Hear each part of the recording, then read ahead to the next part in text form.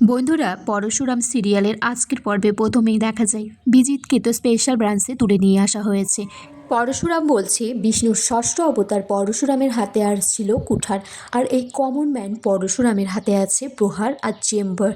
তখন বিজিত লাহিড়ী বলছে, আপনি কে? আপনার গলাটা খুব চেনা চেনা লাগছে। পরশুরাম বলছে, গলা আপনি পরে চিনবেন, আগে বলুন যে আয়ুষীর সাথে আপনার সম্পর্ক কিভাবে হলো, আপনাদের বিয়ের ঘটকালিটা কে করেছে। তখন বিজিত লাহিড়ী বলছে, আমি কিচ্ছু এগুলো বলবো না। পরশুরাম তখন বলছে, আমি সবটাই জানি, কর্ণ চ্যাটার্জি এই ঘটকালিটা করেছে। আপনাদের একটা মুদিখানার দোকান ছিল, আপনার বাবা ছিল বিমল লাহিড়ী, যে নর্থ বেঙ্গলে থাকতো। পরশুরাম বিজিতকে বলছে, আপনাদের একটা ছোট বাড়ি ছিল নর্থ বেঙ্গলে, সেখান থেকেই আপনার এত সম্পত্তি, সেটা কিভাবে হলো। বলছে, আপনি দুবাইতে, সিঙ্গাপুরে, আবুধাবিতে কিসের ব্যবসা চালাচ্ছেন, সমস্ত ডিটেলস আমার চাই। এদিকে তটিনী নিশাকে পাঠিয়েছে স্পেশাল ব্রাঞ্চে সব খবর রাখার জন্য। নিশা বলছে, স্পেশাল ব্রাঞ্চের মধ্যে ঢুকে গেছি, আর ভিতরে বেশি ঢোকা যাবে না। তখন একজনকে বলছে বলরাম দেব আছে। এদিকে পরশুরাম বিজিত লাহিড়ীকে বলছে, আপনি একটা ঘেরাটোপের মধ্যে পড়ে গেছেন, আমাদের লোক আপনার উপর 24 ঘন্টা নজর রাখছে। যদি একটু 19-20 করেন তাহলে গরম শিশির আপনার মাথায় ঢেলে দেওয়া হবে। বিজিত লাহিড়ী তারপর সব কথাগুলো মনে করার চেষ্টা করছে আর বলছে, এই গলাটা আমার চেনা চেনা লাগছে। আমি যেটা ভাবছি সেটা কি তাহলে ঠিক? তটিনী গাঙ্গুলির হাজবেন্ডের মতোই গলা লাগছে। বিজিত লাহিড়ীকে বলরাম তারপর বাইরে নিয়ে যায়। এদিকে পরশুরামের সাথে নিশার ধাক্কা লেগে যায়, পরশুরামের ফোনটাও পড়ে যায়। তারপর তাকিয়ে দেখে নিশাকে ফলো করে, কিন্তু নিশা তাড়াতাড়ি গাড়িতে উঠে সেখান থেকে চলে যায়। তারপর মায়াকে বলে পরশুরাম যে সিসিটিভি ফুটেজটা চেক করতে আর অডিওটাও ট্র্যাক করতে। নিশা আমাদেরকে ফলো করছিল, এখানে স্পেশাল ব্রাঞ্চে কিভাবে ঢুকলো সবটা জানা প্রয়োজন। মায়া সমস্ত কিছু চেক করার পর পরশুরামকে জানায় যে নিশা একজনের সাথে কথা বলছিল, যেখানে তটিনী গাঙ্গুলি উচ্চারণ করেছে। এদিকে নিশা তটিনীকে জানায় সে আর একটু হলে ধরা পড়ে যাচ্ছিল, একজন অফিসার তাকে তাড়া করেছিল। তখন তটিনী বলছে, কোন অফিসার? তখন নিশা বলছে, পরশুরাম। তটিনী বলছে, তুমি পরশুরামকে দেখেছো? কেমন দেখতে? সমস্ত কিছু জানতে চাই। নিশা তখন মনে মনে বলছে, এখনো সময় আসেনি সত্যিটা বলার। এদিকে পরশুরাম বলছে, তটিনীর নামটা কেন বারবার উঠে আসছে, এটাই তো লাখ টাকার প্রশ্ন। বলরাম বলছে, হ্যাঁ, তটিনী, বিজিত লাহিড়ী, নিশা কোনো না কোনোভাবে একসাথে যুক্ত আছে। এদিকে নিশা গাড়িতে করে ফিরছে, তখন সামনে কেউ একজন আসে। ড্রাইভার ভাস্কর নেমে দেখে যে কেউ নেই। পরশুরাম তাকে মেরে মাটিতে শুইয়ে দেয়। নিশা বলছে, ভাস্কর ওঠো।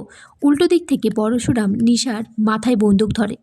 পরশুরাম বলছে, ম্যাডাম, এটা খেলনা বন্দুক নয়, তাই কোনো রকম চালাকি করবেন না। নিশা তখন পরশুরামকে বলছে, আপনি আমার বন্দুকটা নিয়ে নিলেন কেন?